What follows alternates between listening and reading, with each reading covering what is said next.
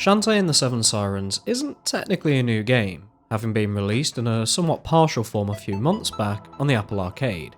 However, the full game is now upon us with support for all platforms, which is why we're reviewing it now.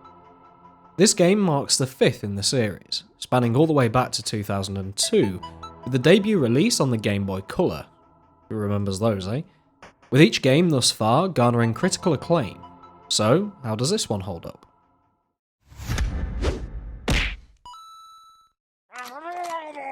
The game takes place within one somewhat large island, separate from the setting of the previous titles in the franchise.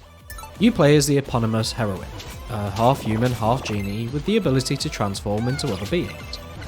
Whilst I won't spoil the story, needless to say, something goes wrong, and you're off on an adventure to put things right.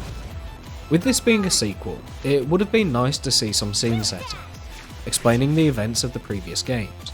This may be the first of the series some people play, and having context to explain Shantae's reaction to certain NPCs would be a boon here, especially with the fantastic work that went into the cutscene, which I'll come on to later. Keyboard controls, for those on PC, feel backwards at first, with arrow keys taking place of WASD, although I got used to it easily enough, and the game does allow you to remap everything to suit your needs.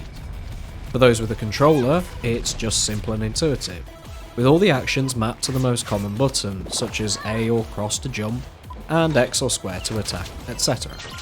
Talking of attacking, being a platformer / metroidvania, fighting plays a core part of your delving through the ruins of the ancient Undercity. You can only attack sideways with your main attack, being unable to strike upwards without use of limited mana abilities, which can be annoying at times as you constantly have to jump to strike enemies. If memory serves, this was the same in the previous titles, and I found it annoying in them too. As for those aforementioned mana abilities, these are somewhat varied, with a broad selection to choose from, such as fireballs, shields, or homing missiles. The enemies are quite varied too, and whilst there are some which are just reskins, even they act completely differently to their counterparts. This adds just the right amount of challenge in having to memorise each foe's movements and attack styles. As for the big baddies, well, the bosses are well done. They each have their own unique mechanics and unique settings. Now, as this is a Metroidvania style game, you of course gain new abilities as you progress, such as being able to cling to walls or make visible the, might I add, infuriating invisible foes. This is par for the course, with each new ability allowing you to further delve further into areas of the map previously restricted to. As for those areas, they're decently varied, and do feature the odd puzzle, although in reality these never really felt like much of a challenge. The same could be said for the platforming. There are such moments in the game. However, this never felt as challenging to me as other titles. Unique to this game is the card system.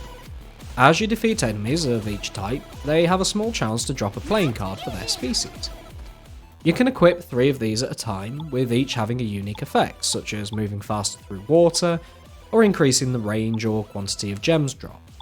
These can be switched up whenever you desire, and whilst I never felt it directly impacted my ability to play through the game, having a stronger fire spell as and when necessary is a nice to have.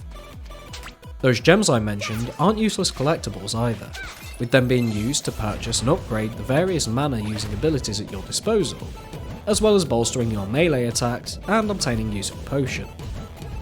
Another thing you'll find a lot of are healing items. These range in potency and can be used on the fly. Save spots are also common, being fairly generously placed, and always in locations that the developers know you're going to die a lot, such as before a boss room.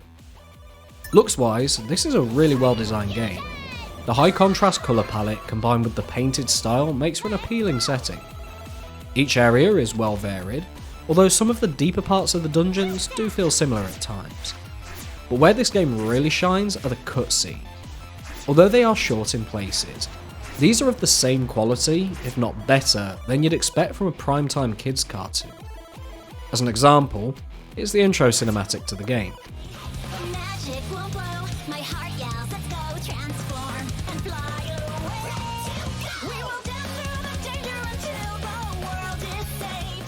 Yeah, I can totally see that as being the opening for an anime on Cartoon Network. Sound then, it's decently done. Music is different in each area and fits the theme of the zones well. Sound effects for the various abilities you have access to are appropriate, although they can be a little flat in places.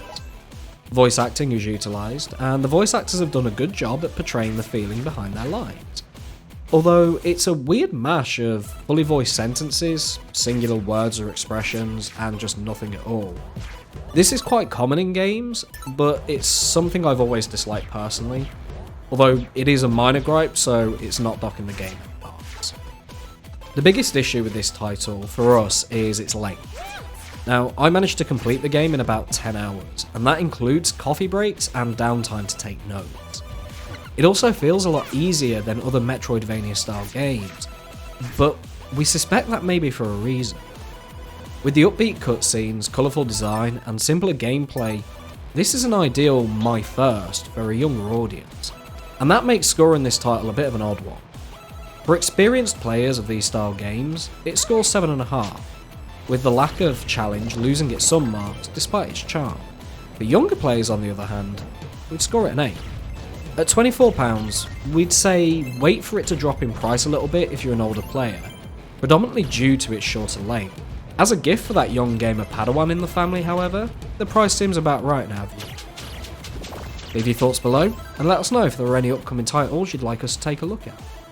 And with that, as always, thanks for watching, we'll catch you all next time.